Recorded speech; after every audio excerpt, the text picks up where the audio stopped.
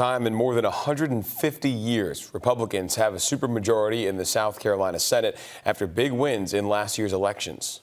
Well, we want to know how much of a difference did it make with the first legislative session with that supermajority in place now wrapped up. Your South Carolina State House reporter Mary Green explains what leaders in both parties have to say. For a party to have a supermajority in South Carolina's General Assembly, it must have at least 2/3 of members in a chamber. Republicans picked one up in the House of Representatives 3 years ago and have since maintained it.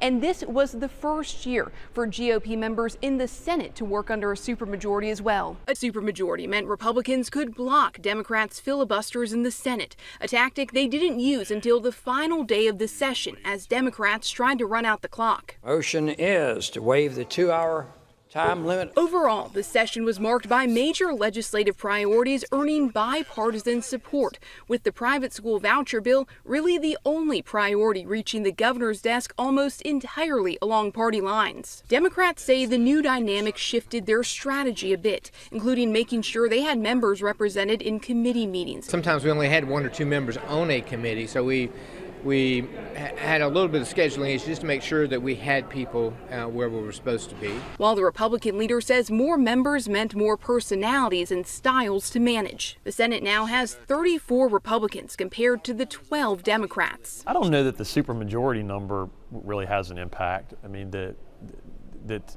being over 31, I don't know that makes a big deal. We have a significant majority, and that certainly impacts our ability to do things and to move things around. But both parties' leaders emphasize Columbia isn't Washington, and they say relations remain cordial between them this year. We didn't win all the votes, obviously, but we had the ability to have our voices heard and have our concerns raised, and to make sure that our citizens, many who live out in rural South Carolina, got their voices heard.